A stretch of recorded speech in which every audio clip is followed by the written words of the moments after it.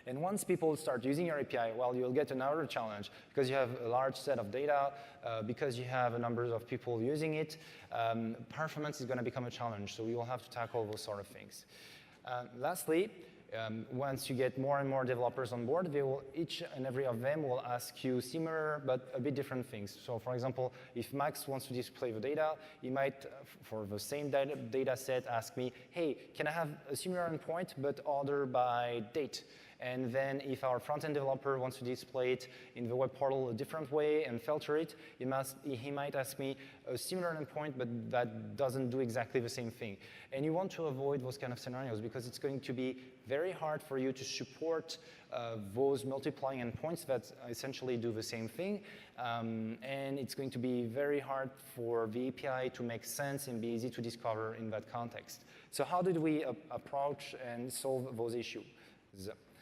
First, we chose ASP.NET Core. Again, we know .NET very well, so it's easy for us to build an API on top of ASP.NET Core. And ASP.NET Core is blazing fast in terms of performances, so this is how we built our API. Today, the industry standard today is REST plus JSON. So most of APIs you have out there, at least the public ones, are RESTful and deliver JSON. And the reason for that is because any device, any OS today is able to process HTTP RESTful requests with JSON. We host that on top of Azure websites. That's been a technology that's been proven for years in Azure. It's battle-proofed, it scales, it works fast. So yeah, this was a no-brainer for us.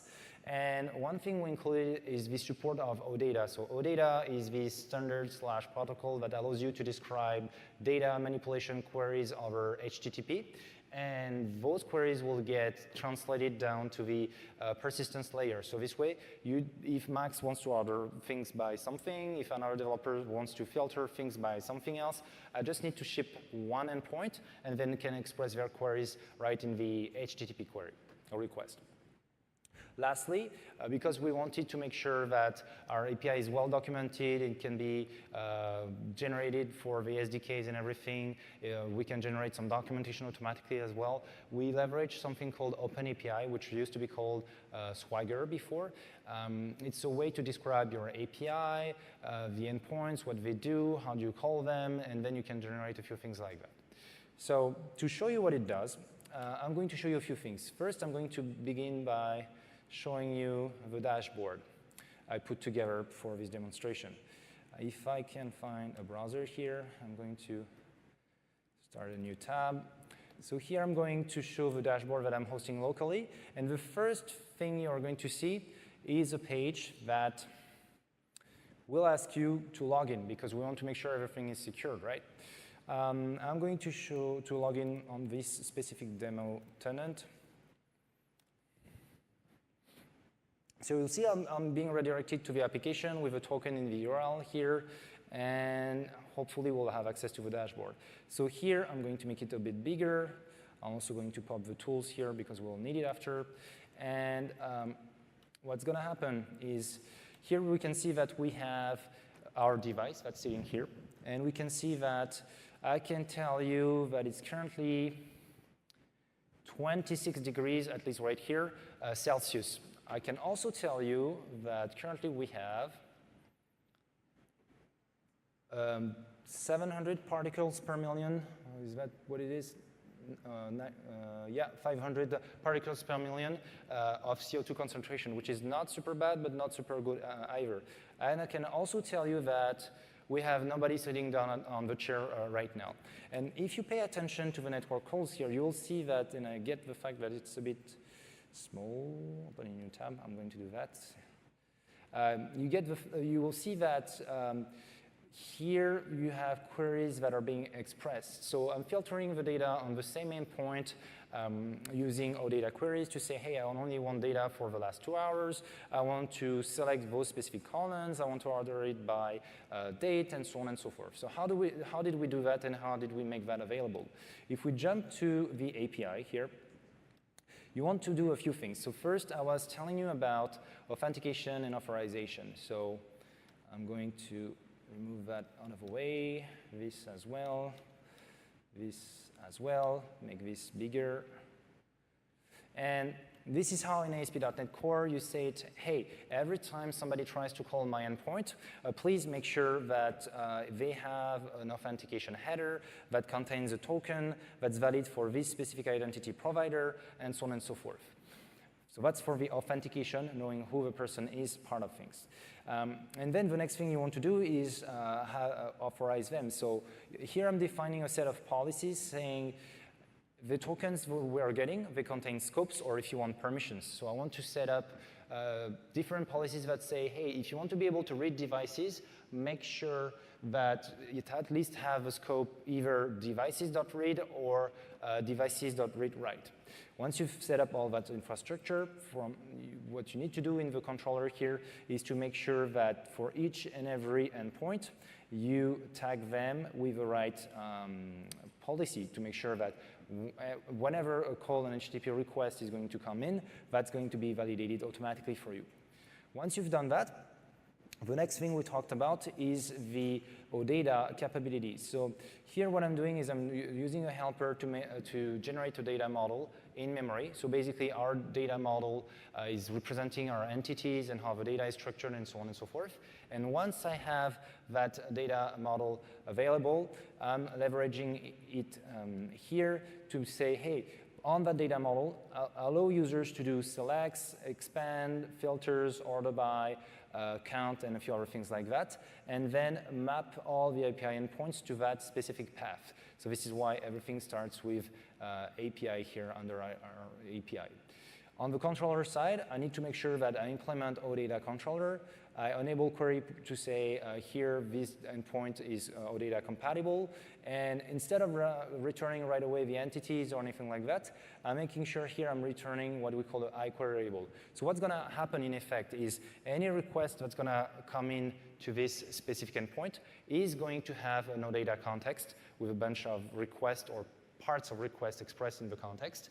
And the OData provider will be able to pass those parts of request down to the persistence layer, to the ORM, to say, hey, on top of a request you're about to execute right now, please add that as well. So this way we return the right relevant data without having to do in-memory filtering or anything like that. The data source provider will do that for you. The last thing I wanted to talk about is the OpenAPI definition. So here is, we have a way to generate the OpenAPI definition here. And once I have that, I'm using what we call Swagger UI to generate a sandbox for the developers. So effectively, what's happening here is if we go to our API today, I'm going to show you the QA one. Anybody can go to this specific website, and the first thing we're going to do here is say, hey, I need permissions, I need a token, so I'm going to ask for device.read, and I'm going to log in on the identity infrastructure, like that. Once we do that, we have a token available, and then I can see all the endpoints, how they work, and all the documentation. So if we keep our devices endpoint here and keep scrolling for those, I'm going to see my device endpoint here. I can try it out so I can see all the parameters, what they do, and everything. And what I can do here is execute a request. So if I execute a request, it's actually going to execute that against the API. And I'm going to start seeing a data return here. So it's very easy for me to play with the APIs, see how it works, and so on and so forth. And again, if we talk a little bit more about that OData capability, let's say I want to return only one device with that specific ID. What I can do here is leverage the filter capability I have here to say, hey, only return to me the devices when their ID is equal to this thing. Sorry, simple quote here. I can execute the request again. So you'll see the request is a bit different here. We included our filter in the request, and that got filtered automatically for us by the OData and entity framework persistent layer. Once we have provided that as an API, the next logical thing you will want to do is sending alerts to your users on top of the data. So there are a couple of things to consider. Thank you, computer. Let's go. The details you have to consider is first, are you sending notifications to users or to systems or computers if you want.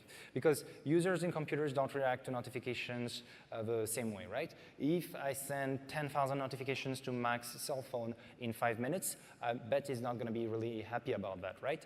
But if I do the same thing to an API, the API is going to be able to handle it, hopefully, and automate what we're trying to automate.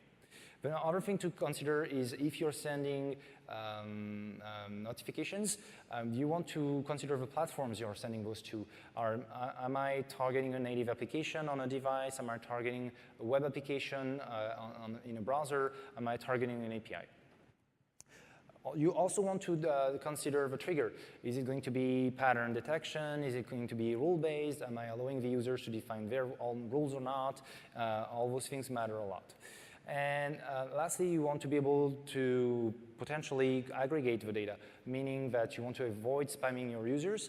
If I have events triggering, lots of events are triggering at the same time, I want to make sure maybe I wait before sending the notification. And if I do, I can recap or condensate those notifications that instead of 10, I send only one for the user to have a better user experience. In our case, what we chose is to leverage Azure Durable Functions. So they're a special kind of function. They are code-defined workflows in Azure that rely on Azure Functions. And the reason why we chose to leverage those is because not only they allow you to define a workflow, but they also provide you capabilities with timers, so ability to set a timeout, a distributed timeout on the cloud, and also ability to define and react to events. So effectively, we have a pattern that I'm going to show you where we start a timer, see if the alert is still ongoing after the timer, and then we send the notification to avoid scenarios where, let's say, the alert is when the sensor is above 24 degrees Celsius, and if the temperature goes up, down, up, down, up, down, we don't want to send 1,000 of notifications during the same period of time, right? So we'll set a timer, watch if the temperature is still up after a couple of times, and then aggregate that to the user saying, hey, for the last 5 minutes, the temperature was above 24 degrees, you might want to do something about it. And because we wanted to be able to talk to any kind of infrastructure available and respect industry standard, we implemented a webhook infrastructure. So a webhook is the ability for one system to tell to the other system, hey, I want you to let me know when this kind of thing happens, send me an HTTP request, and then I'm going to be able to do that. And this is industry standard. Everybody uses it. Microsoft Teams, Slack, other systems, distributed systems, and it allows you to natively integrate with lots of different systems without having to do anything specific. And we also have internal webhooks for default notifications we support. If you want to be able to send text messages or send emails or send web notifications to the browser, we leverage services like Twilio, SendGrid, and Azure Signaler for notifications. So let's start by seeing the first notification. What I'm going to do here is show you a console application that's sitting here. And let's pretend I'm sitting down on my chair. So you should see blue lines coming in, and then a yellow line saying, hey, a user sat down. We will see if he sits down for more than 5 seconds in that case. So this is the first yellow line you see here, and I know it's going fast. And the second line is here. The user sat down for more than 5 seconds, so we will send them a text message. And if I can find my phone here, we should see a text message coming in for the magic of cloud computing.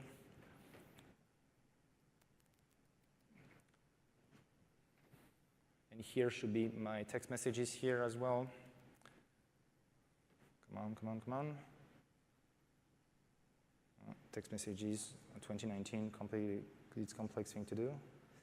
All right, so while this text message takes some time to come down, I'm going to show you the code. So how did we build that? We have here our durable function, and the way this works is we have here the function that helps you. Oh, here is the text message. So first, here I got the text message that tells me, hey, you've been sitting for too long, please stand up because it's bad for your back. So this is how I get the user to stand up in that case.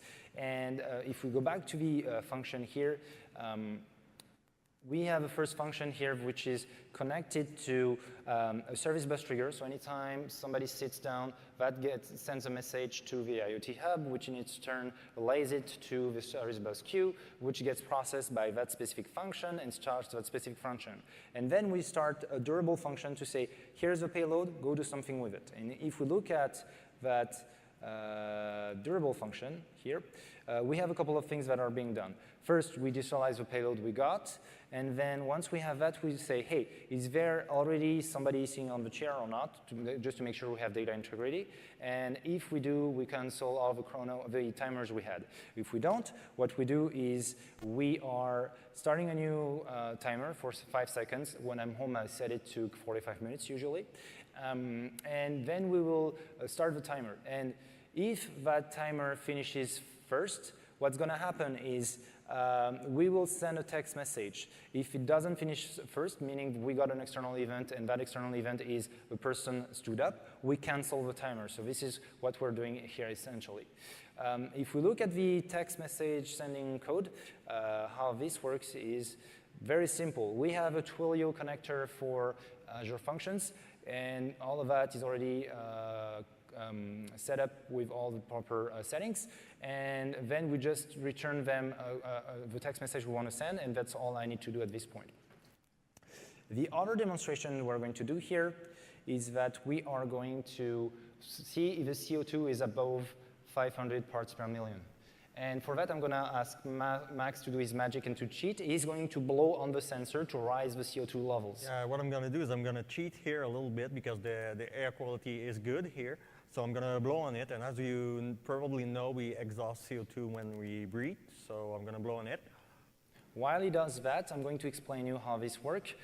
We do have 2 webhooks implemented here. The first one gets notified when it gets above 500 parts per million, and you will send a message back to the device to tell it to play an alert message. And the other one gets notified when the value gets below 500 parts per million, and we'd send another message to the IoT device here to tell it to stop playing the alert. And we should hear that anytime soon. If our can we have a jack here, please?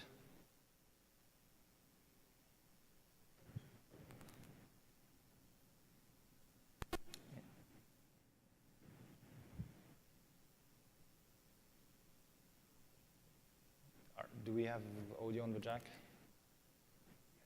Yeah? Yep. Okay. Okay.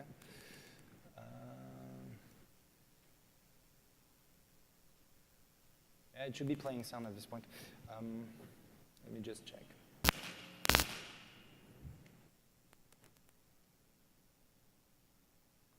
Might want to reset. Okay. Tu penses qu'on n'a pas d'audio? Alert, alert, alert. Alert, alert, alert, alert, alert. So this is how I get an annoying sound when I'm home to say, hey, it's time to open the windows, because that will keep playing until the CO2 levels goes down, and the way to do that efficiently is basically to open the window or ventilate through an HVAC system. So now that we showed that to you and how this works, let's jump to the conclusion and handle questions. So the first thing, come on.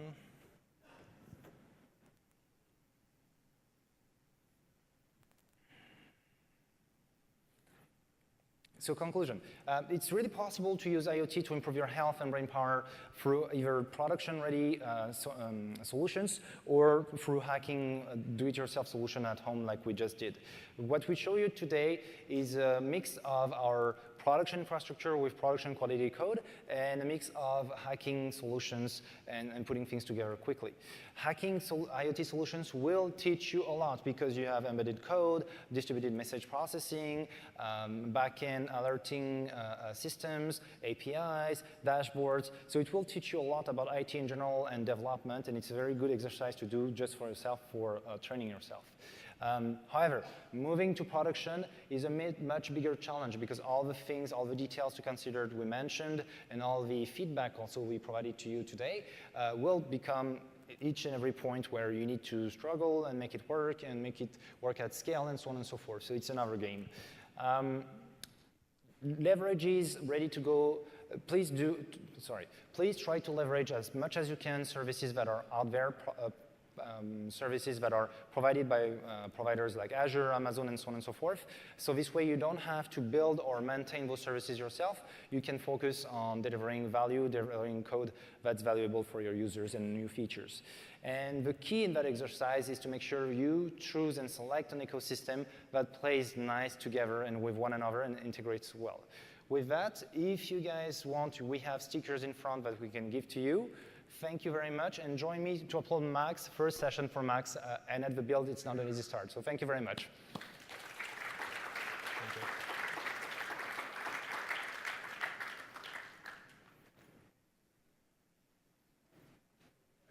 Yep, go. You can use your microphone. How do you connect your device to Azure? Do you use a local LAN to connect to it directly, or you have some gateway locally? So in that case, so if I'm understanding the question right, the question is how do you connect to Azure and what kind of connectivity do we use? In this specific case, there's an onboard Wi-Fi adapter on the device that we're using to connect to Wi-Fi, and then we get internet connectivity. In our production scenario, we use Zigbee, which is a protocol similar to Wi-Fi if you want, and that relays to Ethernet and fiber connected infrastructure. Thank you. Hey guys, so you didn't really talk about cost. I was curious, like if you set up an IoT hub and you set up some functions and you set up like all this stuff. Like I know IoT hub is fairly expensive.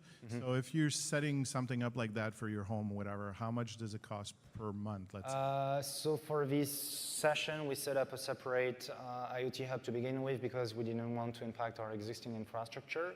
And in that case, for one device or a couple of devices, it's probably, I think it's something on top of my head, like $20 a month for the IoT hub.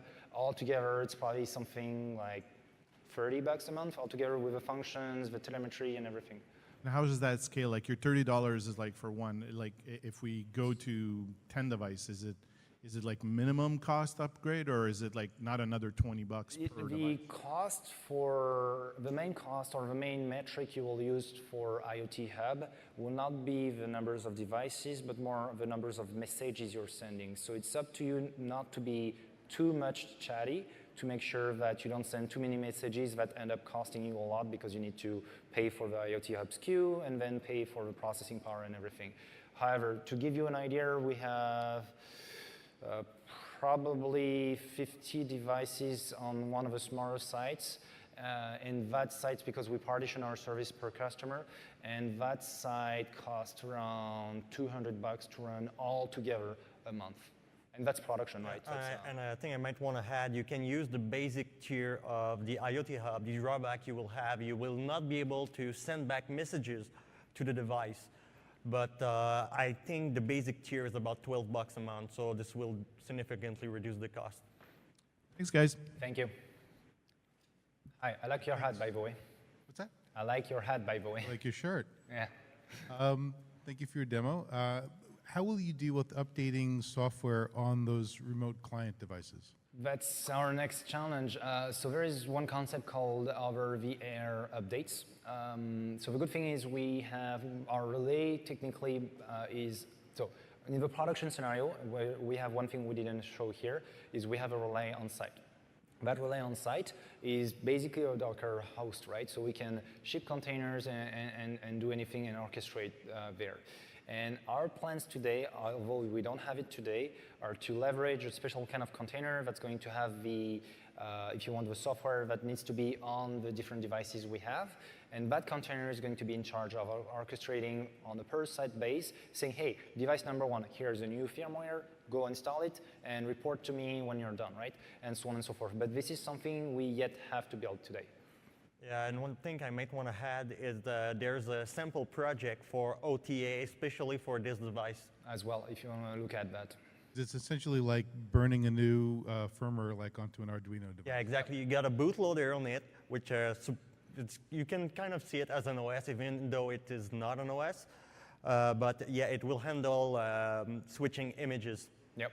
So every MCU already has a very basic layer that allows them to receive a new firmware, do the upgrade, hopefully properly, and then connect back to you. That we don't need to handle. It's already part of the MCU or the single board computer for us.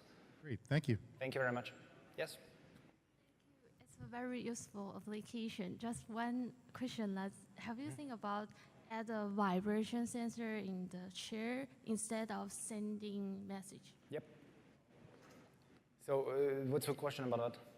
I just one suggestion, or did you think about just add the vibration sensor in the chair to notify? Vibrate the chair. So yeah, that's, so allow me to repeat the question to make sure I understand it properly, is could we, instead of sending a text message, make the chair vibrate, or could we do other things like that? The answer is yes, we could. We could have used a motor and a weight, a little weight, the same thing you have in your phones or in gaming controllers, and stuck that under the chair and made that vibrate thanks to the device messages we used to say alert, alert, alert, you heard earlier for the CO2 levels. So we could perfectly have done a scenario like that. It's actually a great idea. Maybe next time we prep for a session, you come talk to us first. Okay, thank you. Thank you very much. All right, any other questions? If you guys want stickers, we have stickers in front. Thank you very much. Have a good day.